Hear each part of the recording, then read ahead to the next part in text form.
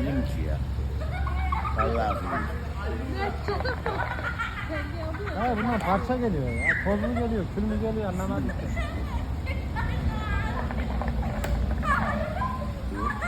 Parça parça geliyor da ağzımız oldu ya.